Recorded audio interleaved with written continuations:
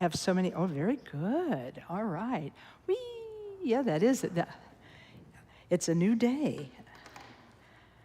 Well, yes, thanks everyone for coming this morning. It's great to see all of you. And happy Labor Day weekend. I'm really happy that you were able to take some time to be with us today. I know that it is a weekend when people like to get out and go about and do things with friends and family and all of this. But I really appreciate you coming and bringing your energy to this space. To me, I like to talk about it a lot, so you have to endure me talking about that a lot. But I do just love it that people bring their sincerity to this place. You bring your sincere wish to meditate. You bring your sincere wish to be with like-minded people. You bring your sincere wish to be a better you. However you want to be, you bring it here. You bring your own goodness that you've started with. You bring that goodness here. You invest this space with your goodness. People come into this room and they say, it feels good here. And I say, well, that's because we have people meditating in here every single week. And we have people chanting in this room on regular intervals. So we are investing this space with our pure and good intentions. And so I just want to thank you for being part of that process. And this is why the space feels good, is because we've invested it with our goodness. Here's, of course, the people often say to me, why don't you teach more about the Four Noble Truths of Buddhism? And I started incorporating the Four Noble Truths of Buddhism into some of my lectures and talks. But there's also something else I should put into my lectures and talks. And that is that all of us possess what my teacher called like inner goodness.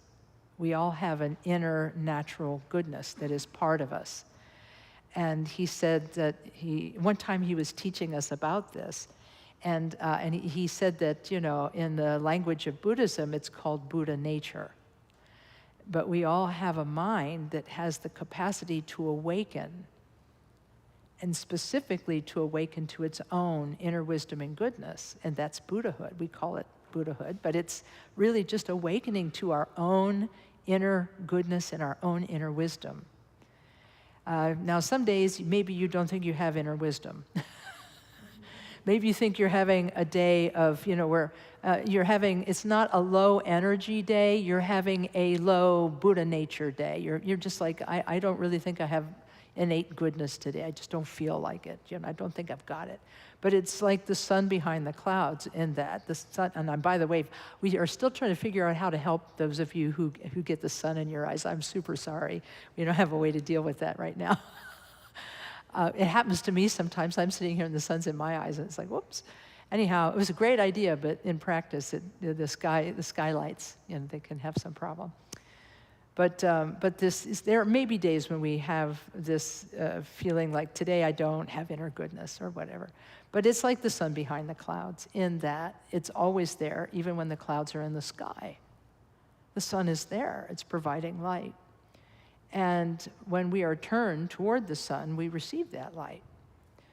And so, in a way, we all have this capacity to know ourselves and to know ourselves completely and become Buddhists. We all have that potential and capacity. Even if we don't believe we do, we do.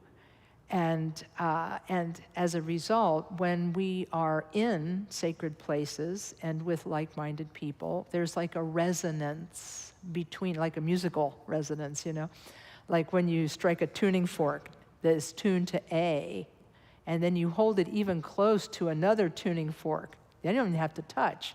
If it's tuned to the same note, it will begin to vibrate in resonance with that.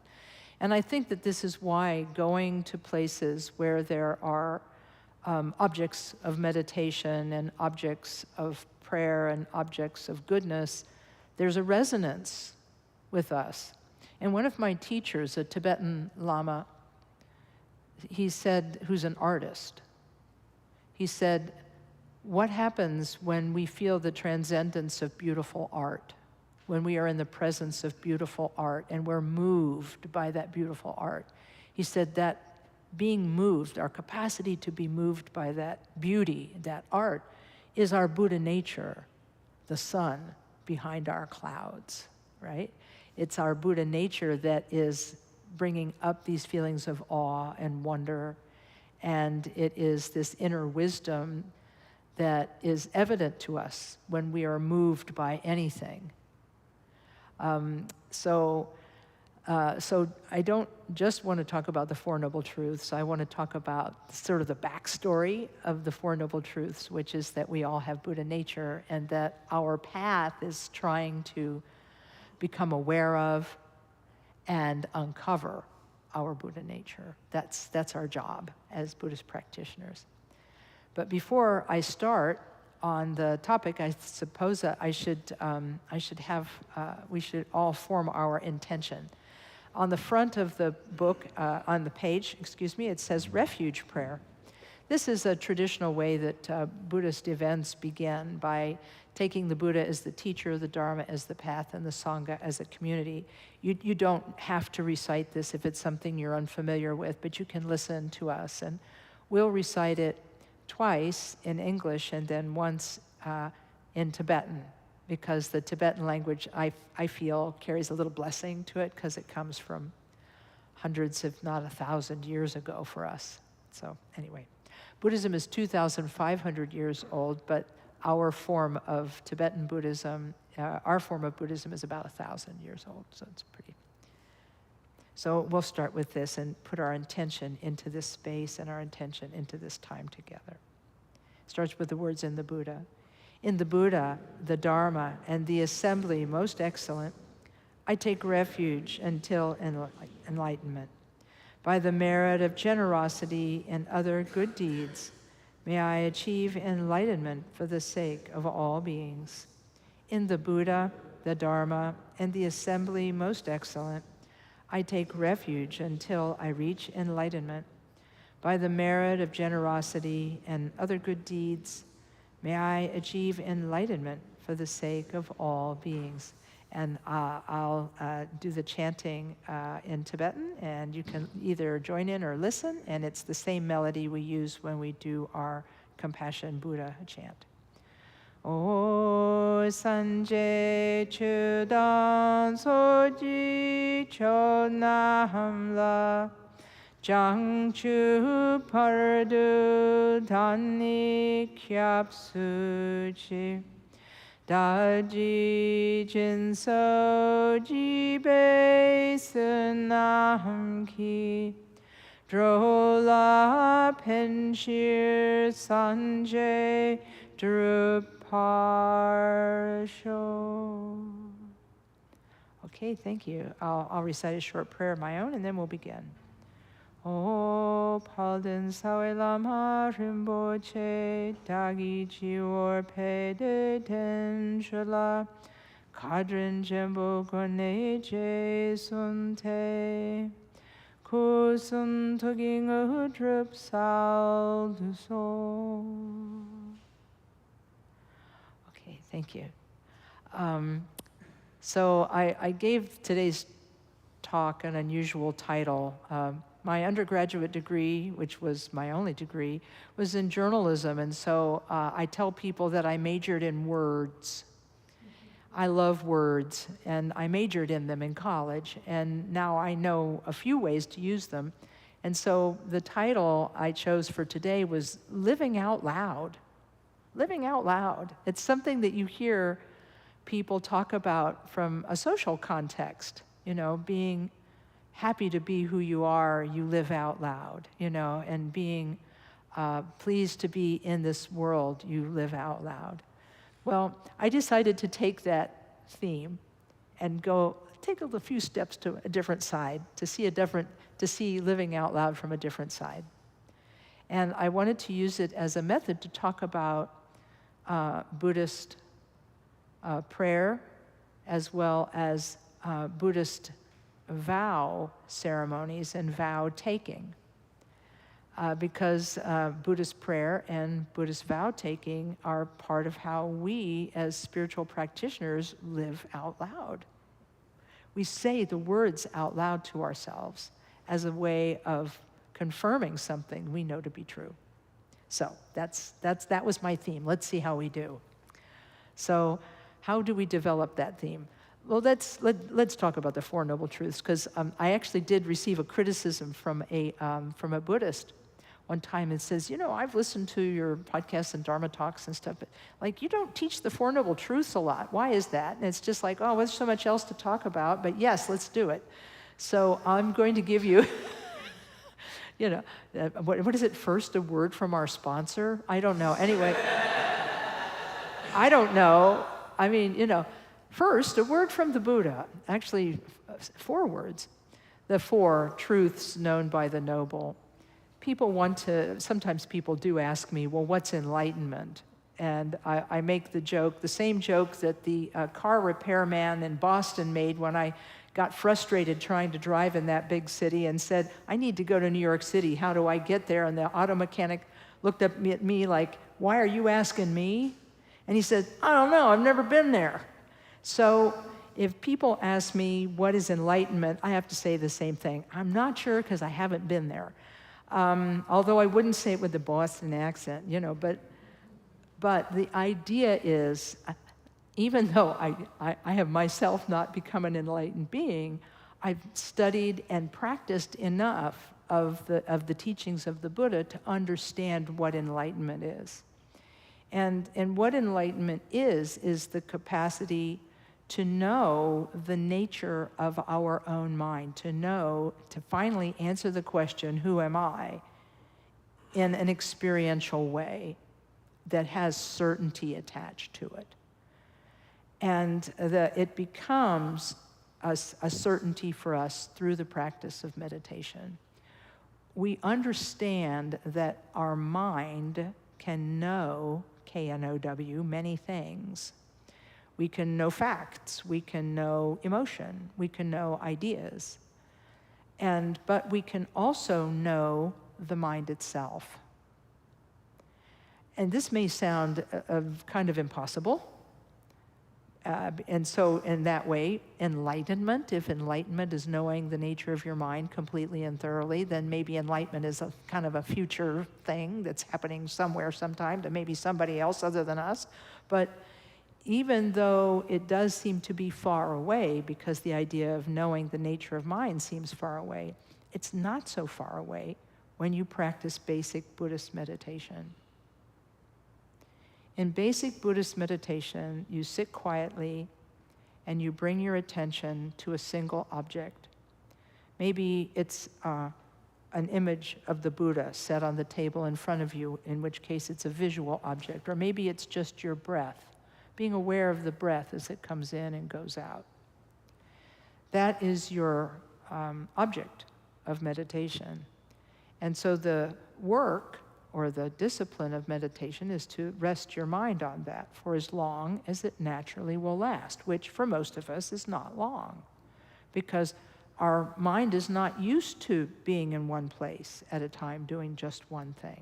We're used to having so many inputs, so much stimulation, that it's really difficult for us to cope with lack of stimulation or a dearth of stimulation. It's a little hard for us.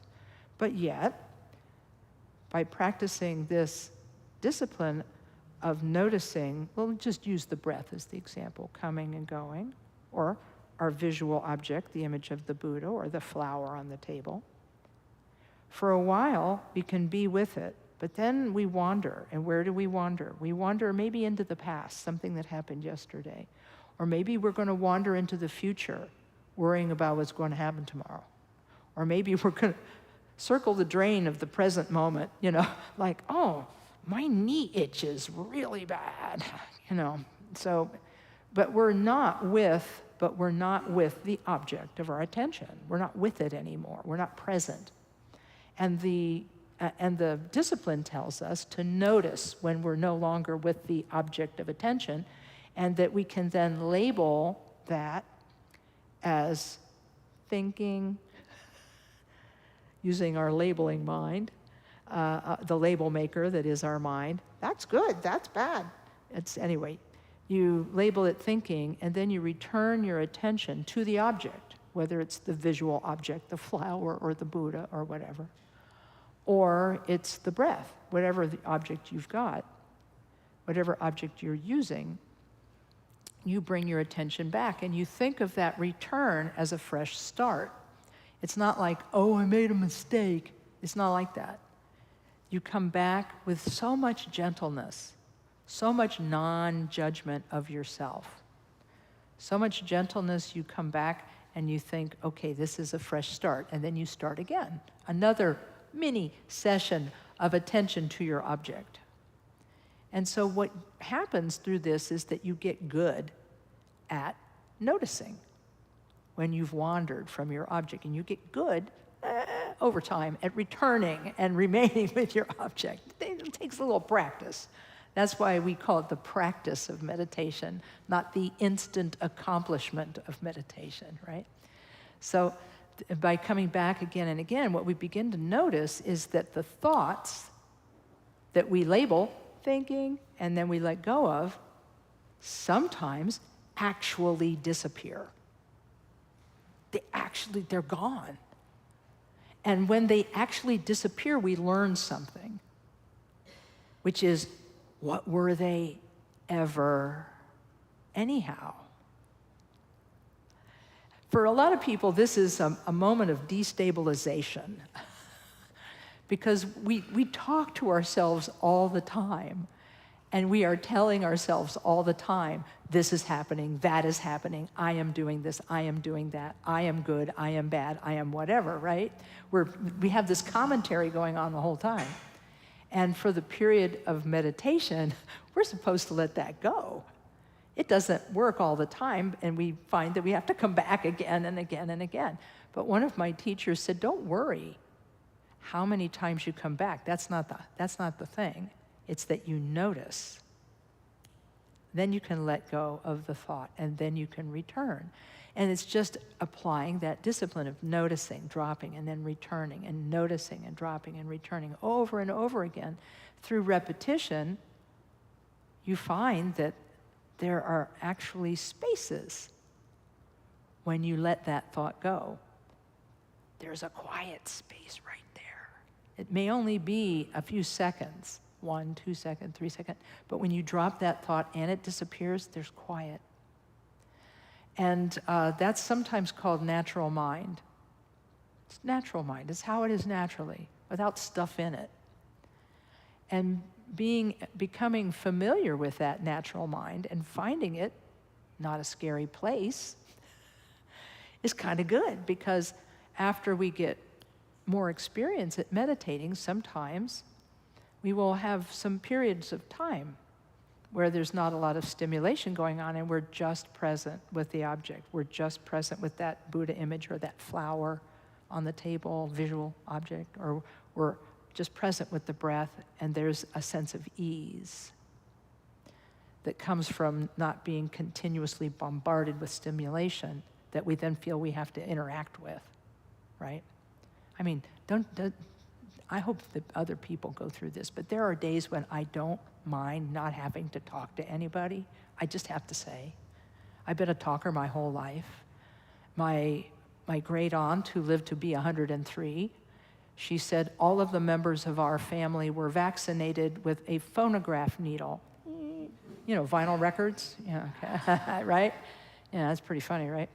Anyhow, but you have to know vinyl records in order to know what a phonograph needle is. Okay, anyway, so my jokes are getting older, just like me. But what's cool is we get more of them. That's the cool thing about getting older. You get more jokes because you have this broader swath of craziness to draw on. Yeah, exactly. So in any case, what we do then in this meditation is we become accustomed to quiet, and we become okay with the quiet. And then gradually over time, we can work with a teacher. And working with a teacher, we can learn how to become aware of our minds, and it's in our mind's own natural awareness. And then this becomes yet another method of meditation for us in the future. But for now, we're working hard. We're working hard and working away at our basic meditation discipline, noticing and returning and noticing and returning. And but in the future, there's farther we can go with this with the help of a teacher. And so if many people say, well, what's enlightenment? And it's like, well, enlightenment is kind of a process. It's a process of getting to know yourself and getting to know your mind and how your mind produces your experience of the world. And the more we understand about how our mind produces our experience, the easier it is for us to work with it. I have a lot of friends who follow different traditions and things. I have a lot of friends who are in 12-step recovery, and they talk a lot about how relating to our thoughts gives us a window into relating to our general well-being.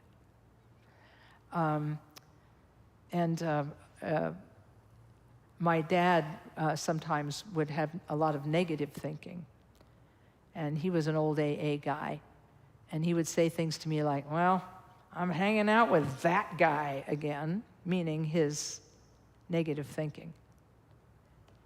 And he called it stinking thinking.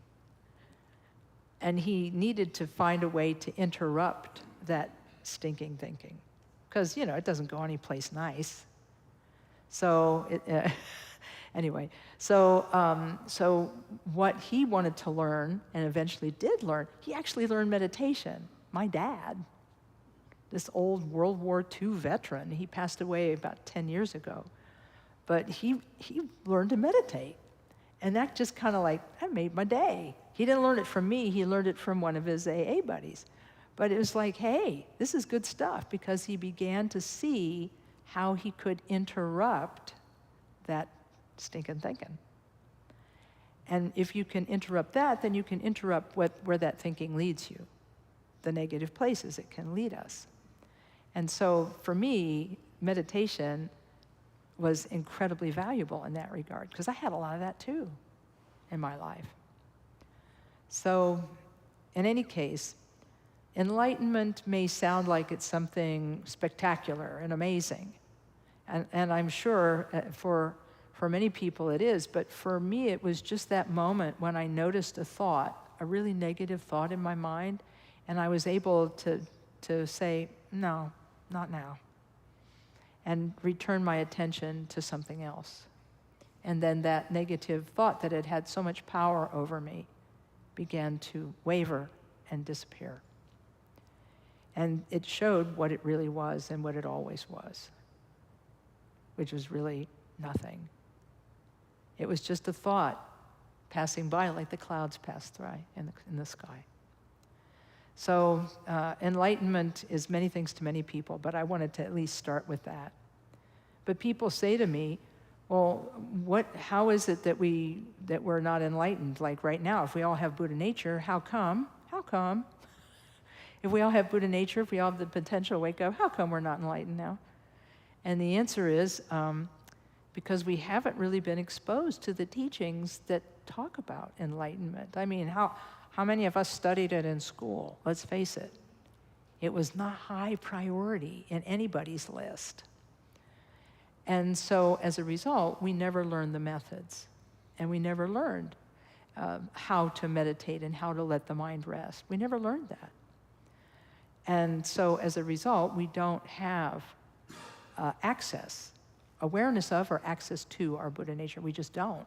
My teacher said, since beginningless time, we have taken rebirth over and over again, and ignorance of our nature has been like a mere sheen, like an oil slick on a puddle, that's been in front of our Buddha nature for lifetime after lifetime after lifetime after lifetime after lifetime, and so forth. And so he said that's why the work of Buddhism is to dispel that mere sheen of ignorance so that Buddha nature can shine through. But before we get to those kinds of teachings, we have to learn the basics, which is where the Buddha said, there are 4 things that every person should know. The first is they should know that suffering's part of life.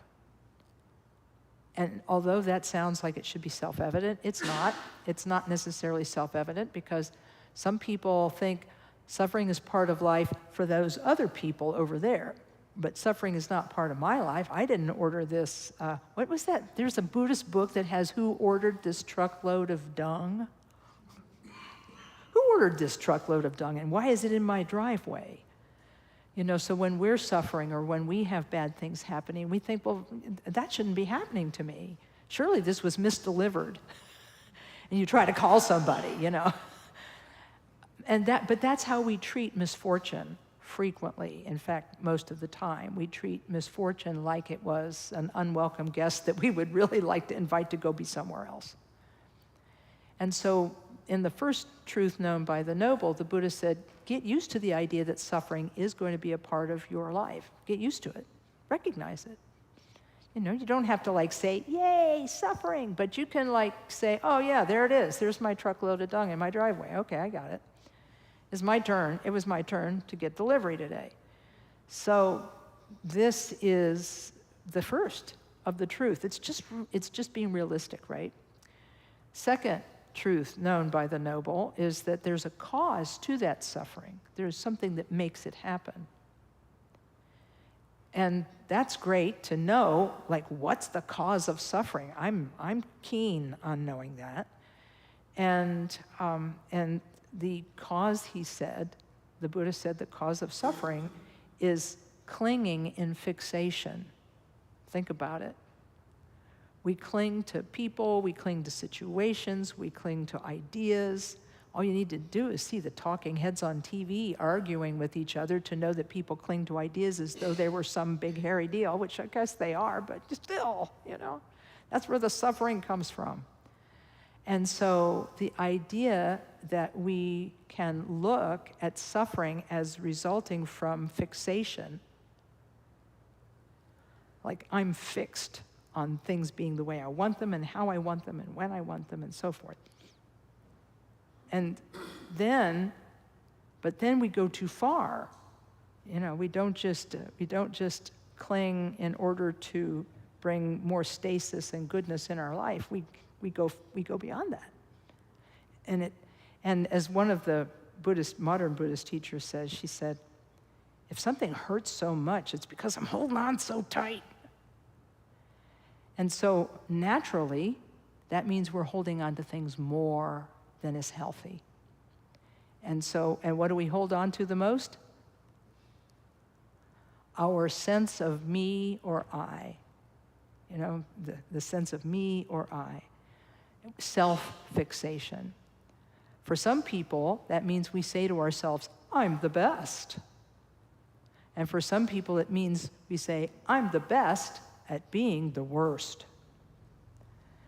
And so whichever of these two extremes, we experience this. I'm the best, or I'm the best at being the worst. And it's all fixation on me and I. And so we have a very simple teaching. Clinging and fixation, especially to I and me, is the cause of suffering. So that brings us to the third noble truth, which is it's pretty self-evident, because if there is a cause to suffering, there should also be a solution. Yay, solution to suffering. Yay, we know the cause, but I mean, you can't just say to yourself, or to anybody else for that matter, when you are suffering, just let that go. You can't do that, because it's too glib. It isn't really being present with people who are suffering. And if the person who's suffering is us, then we need to be present for ourselves in a compassionate and kind way. So we don't just demand to somebody else, just let that go. We have to give a method. We have to give ourselves and others a method for letting go. And that's why the Buddha taught the fourth noble truth, which is the path. The path, so we learn how to let go, and how to let go in a healthy way. Meditation is the beginning. Because the Buddha said, look, if you want to practice my teaching, 3 things you need to remember. He said, do no harm, practice virtue, tame your mind. That's the teaching of the Buddha. So he made 4 statements. To me, those 4 statements summarize the entirety of what became known as the Eightfold Noble Path, which was invented, by the way, the Eightfold Noble Path was invented by a king in ancient times who needed to summarize the teachings of Buddhism for his subjects. So I thought that was pretty cool. But the 4 statements made by the Buddha are do no harm, practice virtue, tame your mind. This is the teaching of the Buddha. So the last one's a summary, so now we're ahead. We only have 3 things. Do no harm, don't hurt yourself, don't hurt others, practice virtue, take care of yourself, benefit others, tame your mind, meditate. So by learning how to let go of thoughts, we've actually taught ourselves how to let go. In the laboratory, the sort of closed laboratory of our own mind. The safe, hopefully, environment, maybe we'll need to wear goggles and glasses and things. In the safe environment of our own mind, by letting go of a single thought and watching it disappear, and not going, oh, I missed that thought, and go grab it back. By letting it go, we've actually practiced letting go. We did it. Success. And it's like, you mean it's that simple? Yes, it is that simple. Letting go of one thought means that the world that that thought created for us is now no more. We have passed away out of the world of that thought, or that world has passed away. Pretty cool, isn't it, to think about it? Because every thought Mingyur Rinpoche, the young master, who's just so amazing, such an amazing teacher, he says, yeah, Buddhism talks about rebirth, from one life to the next, and all of this stuff. And he said, but rebirth is actually happening every moment of your life. Because every thought you buy into, whatever that thought is, whether the thought is, I'm the best, or I'm the best at being the worst, those thoughts that we talked about earlier, whichever of those thoughts you buy into, you are then born into the world of that thought until that thought ends, until that thought passes. And then you pass away from the world of that thought into the next one, which is the next thing we buy into. And this is why when the Buddha said, do no harm, practice virtue, tame your mind, part of practicing virtue is to practice pure aspiration. In other words, when your mind is not busy doing other things, you can say prayers like are on the sheet, the other sheet, the one that we recite before meditation, may all beings be happy and have the causes of happiness. That one, the one that's on the meditation sheet. May all beings be happy and have the causes of happiness. May they be free from suffering and the causes of suffering. May they have that great happiness, which is freedom from suffering. May they dwell in great equanimity, free of attachment and aversion for those near and far. So, by being able to maintain and hold aspirations, pure aspirations, that's really the earliest form of Buddhist prayer, is having and holding these aspirations for goodness. Remember that inner goodness we have? Remember living out loud? That's how you can begin to live out loud, is by remembering and making these pure aspirations. And like going into any interaction with anyone, you might think, may I be of benefit to this person. Even if I make a complete fool of myself, may I be of benefit to those people. And that's what I say every time I come into this room to sit here and teach. I always think, well, even if the teaching isn't clear and I don't stay on topic, or if things, if the jokes get too wild or whatever, may all of that be of benefit to whoever sees it or hears it. Because with that intention, as one of the great masters of Buddhism of our tradition of the past, Milarepa, the great Tibetan yogi, Milarepa, he said, if you have a pure intention, that no matter what happens, it will turn out okay, which I'm so relieved by. Not being a scholar, not being an enlightened being, having this unusual opportunity to speak about Dharma, it's it can be a little bit scary. But I have that in the back of my mind, which is, may whatever happens, may it be of benefit to the people who see and hear it. So that's something each of us can do. We can all do this. We can all make these pure aspirations every morning when you wake up. May whatever I do today benefit beings in some way, and may we all become Buddhas, right? Eventually, because that's the end game here, everybody becoming a Buddha. Somebody asked my teacher, is that like gonna happen? He says, theoretically, it is possible. Theoretically, it is possible for masses and masses of beings to become enlightened. But he said, the likelihood is a little different. Theoretically, it's possible, but the likelihood, well. Anyhow, I think it'll take some time. I think it'll take some time. A few eons, surely that should do it. But in any case, living out loud for me started with understanding these 4 truths. Suffering's part of life, suffering has a cause, suffering has a solution, which is letting go.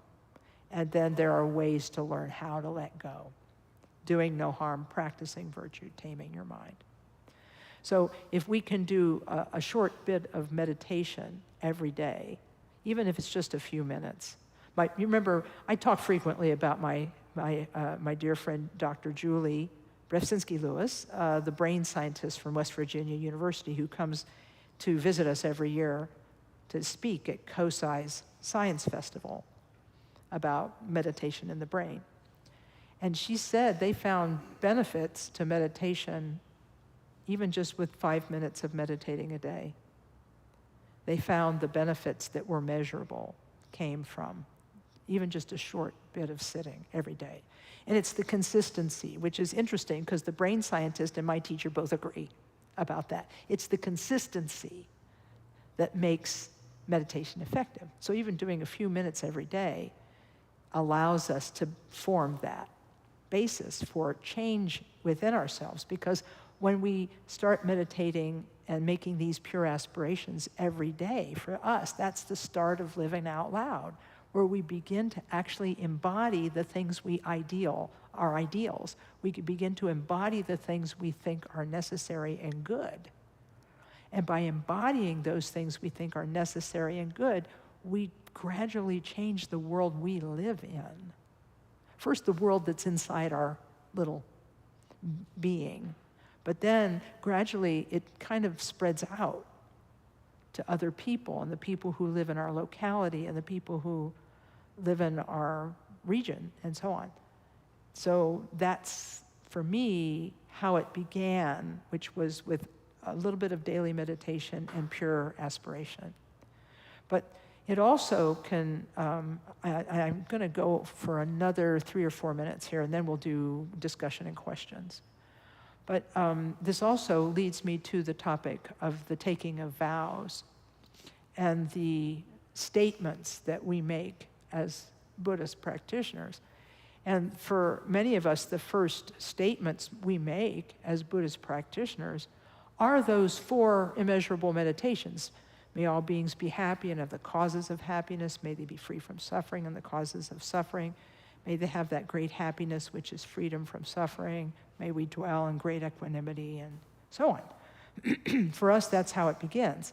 But then it can develop into the place where the words we recited at the beginning of this session become necessary framework and underpinning for our inner development.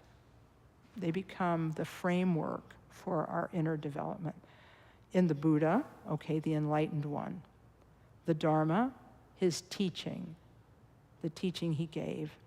And the assembly most excellent. That's a fancy poetic word for Sangha, or community, or congregation.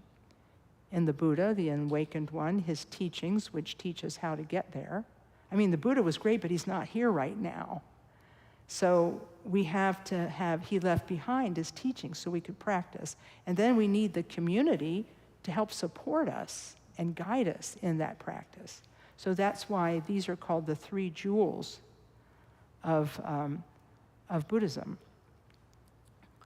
The Buddha is the teacher, the Dharma is the path, and the Sangha are guides and companions.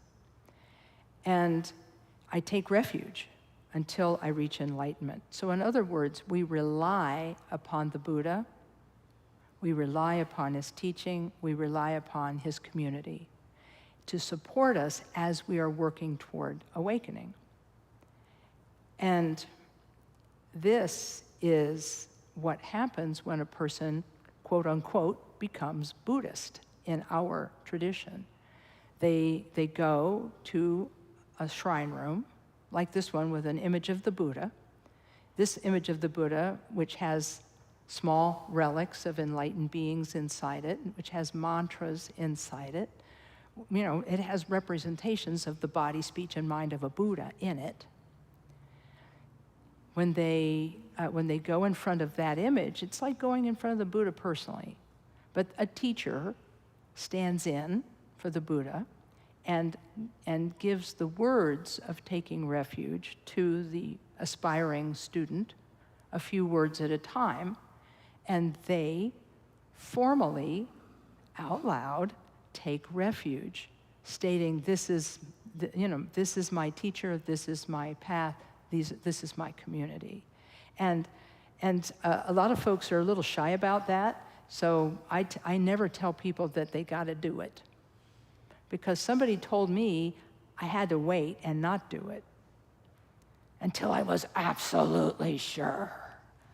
And it's like, afterward, I said, I understand why she said that to me. She said, taking refuge, really big step. Are you sure? You know, and it's like, oh, really?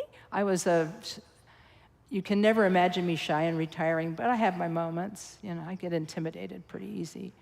At least I did then. I was younger. Anyway, so I let her talk me out of it just by saying, oh, a big step, you need to really think about it. I'm like, okay. And then I was very angry with myself for letting her talk me out of something I really wanted to do, which was go in front of a teacher and take the vow of refuge. And why is it called a vow of refuge? It's called a vow because you take it in front of someone, or in the case of someone, two someones, the Buddha and the representative of the Buddha.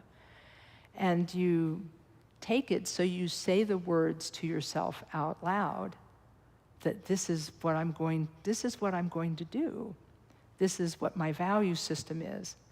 I understand that the road to enlightenment is long, and I'm going to need support while I walk that path. I'm going to need the support of an enlightened teacher and being, and the practice that helps me know myself, and the community that supports me in that vision. I need all of that, and so I take refuge in that. For my friends in 12-step recovery, there's a lot of conversation about who's your higher power, or what is your higher power, and for us, it's the three jewels of refuge. And we take this refuge from when till when? From now until I reach enlightenment. Could be a few lifetimes, but we got time. If you got time, I got time. You know, a few lifetimes, maybe Buddhahood, I don't know, it might be maybe this lifetime, maybe next. But the idea is you take it for however long it takes. And by the merit of generosity and other good deeds. In other words, this is a poetic phrase that refers to what are called the 6 perfect virtues, which interestingly enough, Lama Tama is going to talk about. Starting, I think he's going to do the 15th and the 22nd this month. He's going to do 2 talks on the 6 perfect virtues. And so this is just generosity and the rest, because the word sok in Tibetan means, etc. Jin is generosity, and sok means like that, and so on. May I achieve enlightenment for the sake of all beings. So through the practice of these things, by becoming who we want to become, may we benefit all beings. And the reason they call it a refuge is because there's a lot of suffering in this world, and we need all of the help that we can get. And having a teacher and a practice that we can rely on and a community that we can rely on, it provides a safe environment for us to grow and develop. And so we try to be that place for each other. Doesn't mean, somebody said to me one time, I was afraid to come to your Dharma center. I was afraid everybody would be so enlightened they'd be floating off the ground. And I'm like, no. I said, I have some bad news for you. I said, whatever you disliked about the church of your childhood, we got that. You know? Do we have people who are rude sometimes? Yeah, we got checked. Yeah, we got that. Do we have people who are impatient sometimes? Oh, yeah, we got that. You know, so we've got everything that any community has. But our hope is that by working together, we can resolve differences that we have and find a way forward for everyone. So I said I would talk for 6 or 7 minutes, and I went for 12, sorry. So maybe this would be a good time to have discussion. We have 2 question microphones. I feel like a flight attendant. There are 2 exits over the wings. Anyway, so we have 2 question microphones, and you can ask questions. Yeah. It's a labyrinth, isn't it? Yeah. Thank you for your talk today, Lama Kathy. No, I'd love to hear you comment a little bit more on something that I've been kind of wrestling with, which is through most of my life, I've always viewed enlightenment as like the end of the path, the destination of the path, similar to like the Christian idea of living an ethical life and landing in heaven. And in recent years, I've been thinking of it more like just an impermanent mental state, right? That you must nurture and be closer to or less to, or experience more of at a given time or less, and could go in and out. And for me, that's been really, really liberating, because the practice of mine hasn't been to attain this magical future state at some level, but what is right now, and am I acting more and more enlightened, and am I practicing more and more enlightened or not? And when I heard you talk today, I heard you talk about it kind of both ways. And so I was just wondering if you could maybe say a little bit more about that.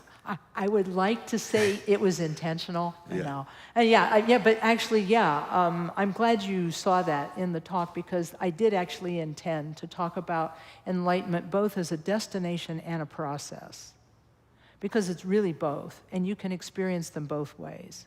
You can experience it as a process for living your life here and now, in a way that has integrity and that has goodness and creates goodness, not only for us, but for others, right? You know, so it's like that. And as my friends in 12 Steps talk about, you know, sort of letting go and being observant and doing the next right thing. That in itself is, in some ways, enlightenment. But this doesn't deny that there actually is a moment in which, my teacher talked about this. He said it actually happens in a moment, but it doesn't happen by accident. He said what happens, he says, is that it does happen in meditation, and it does happen as the end result of working with your teacher in a disciplined way on looking at the mind. But he said you sit down as an ordinary being.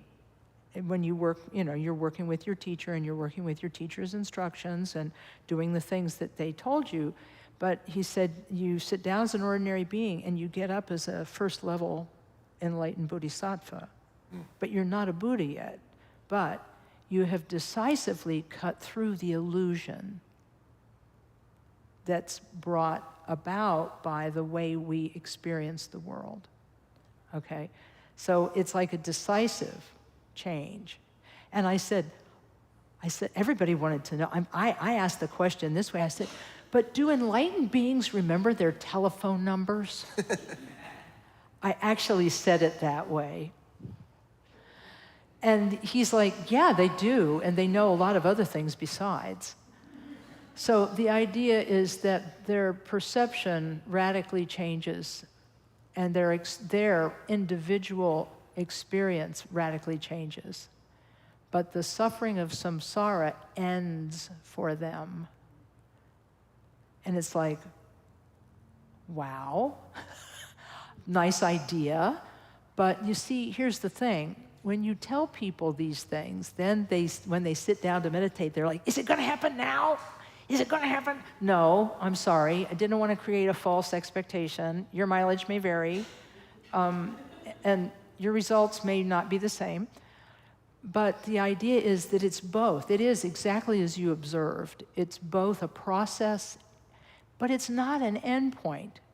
Because as the Buddha argued in the Mahayana Sutras, this mind that we have was never created by anyone, and therefore has always existed from the no beginning of time and always will exist until the no ending of time. So we need to have hobbies to keep us busy, even after enlightenment. And there's this line in the Heart Sutra where the Buddha talks about this ultimate wisdom, and he says that the bodhisattvas abide by means of the perfection of wisdom.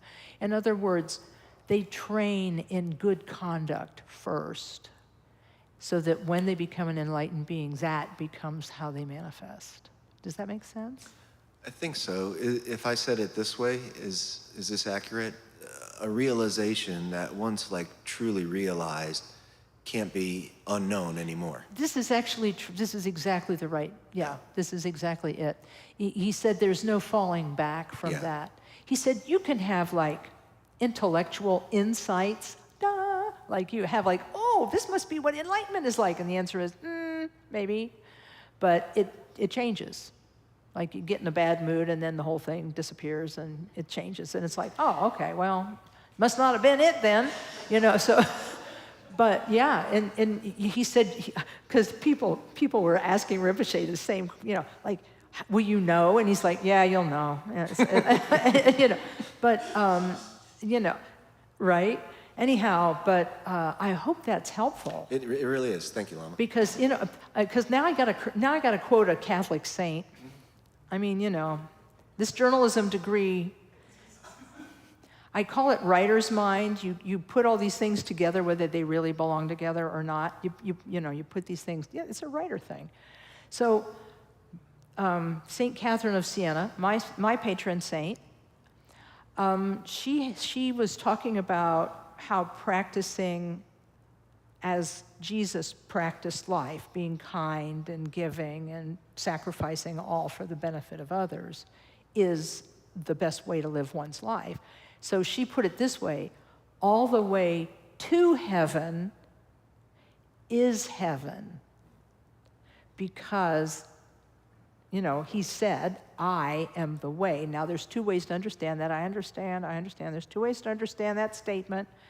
And I think what she was meaning is that practicing what he practiced and doing what he did and all of that is what makes us feel like we're in heaven even while we're on the way.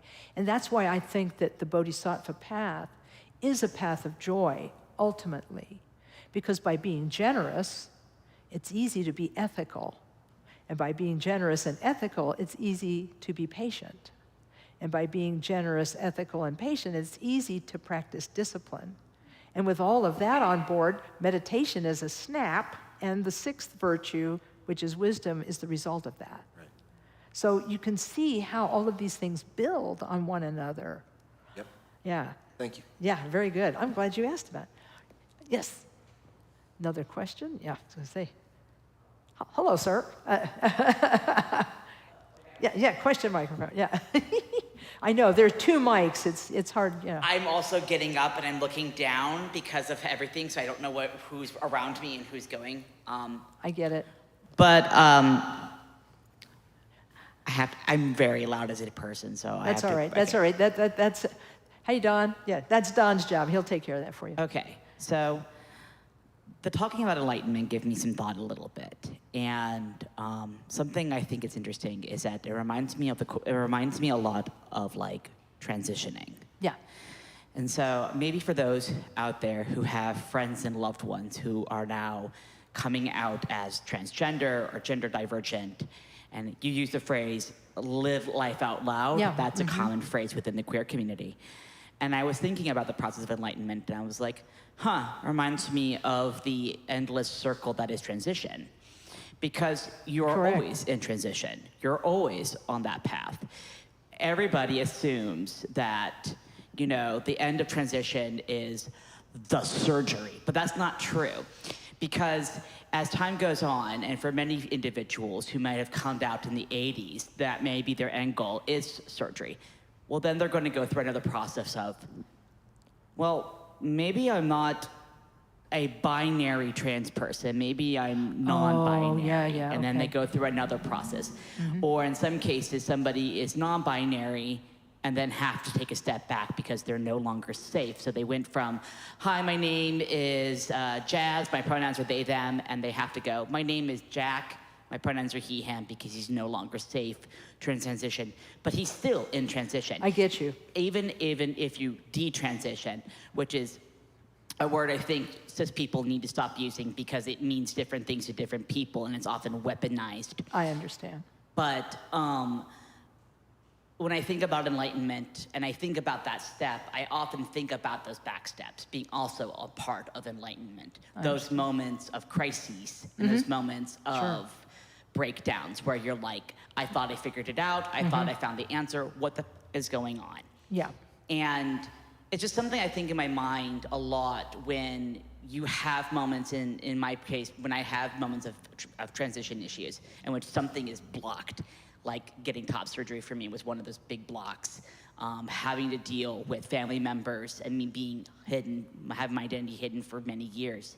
Right. And I think of it also part of that transition process. Sure, It doesn't stop. And I think in That's some right. ways, enlightenment, or at least learning the four truths and practicing it, you will get those stops or those bumps or those moments of going backwards. That is still making progress in my thought. You're still moving. You can only go forward. You really can't go back, even if it looks like you're going backwards. So I feel like that's an accurate statement. You have to go forward one way or another.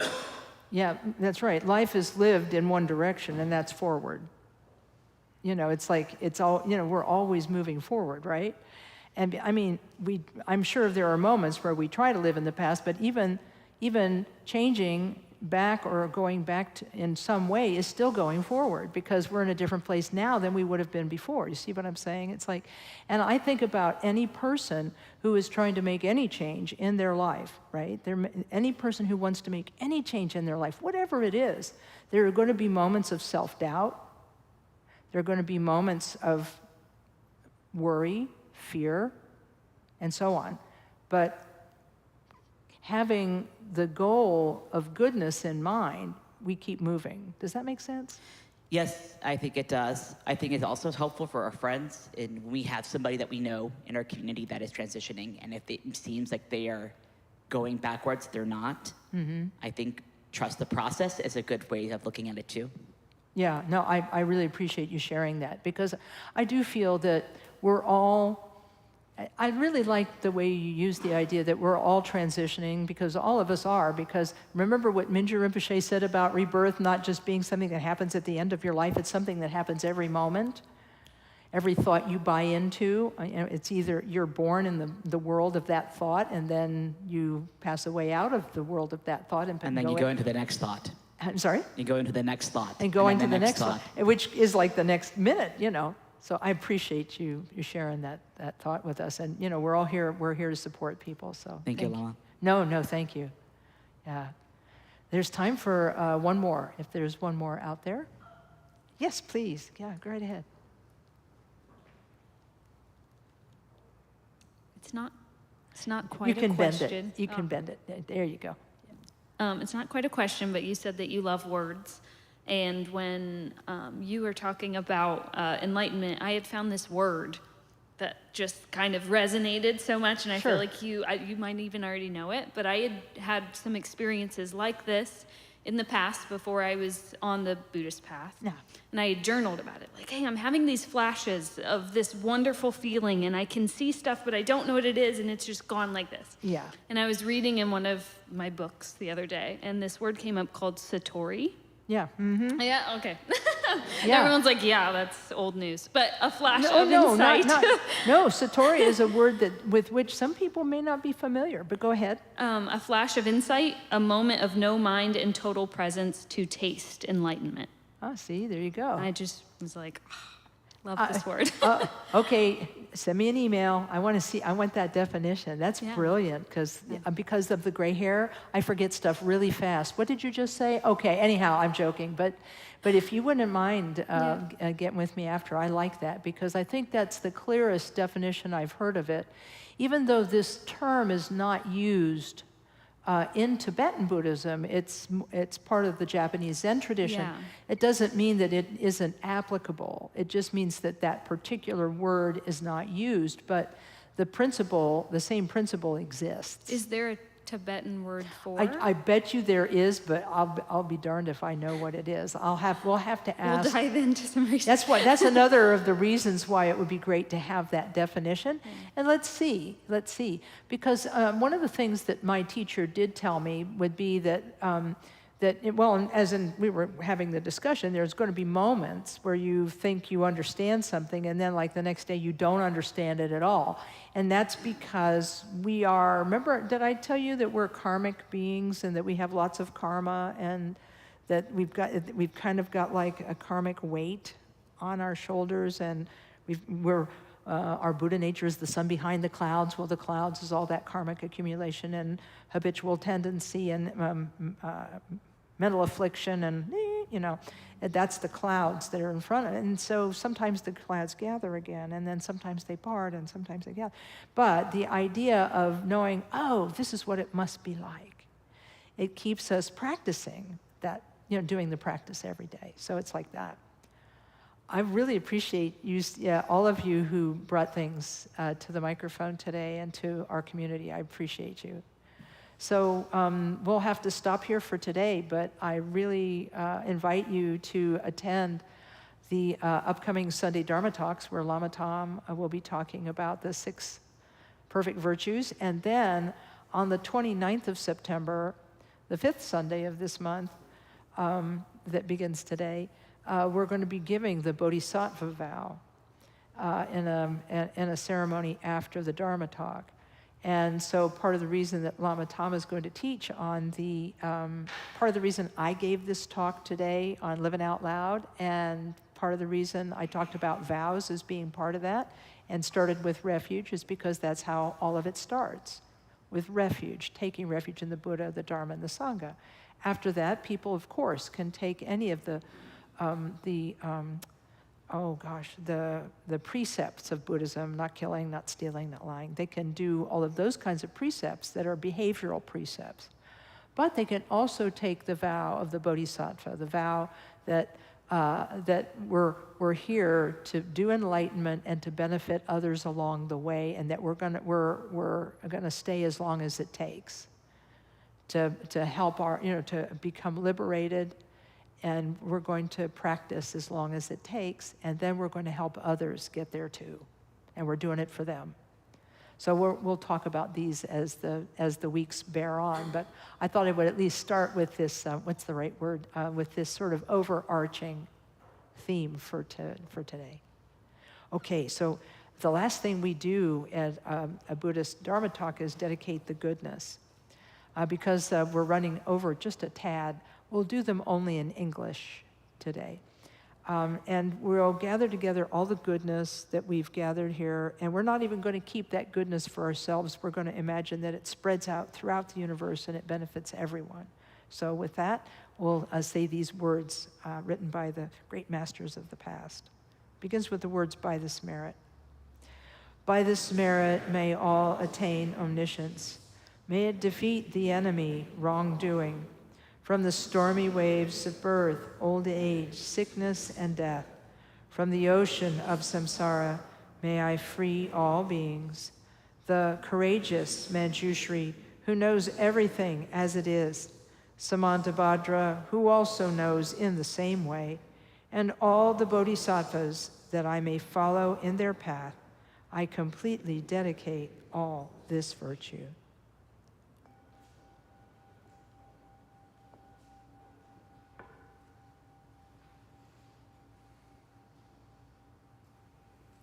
Okay, thanks everyone. Thank you for bringing your goodness here, and take it with you and benefit others throughout the week, and we'll see you next time.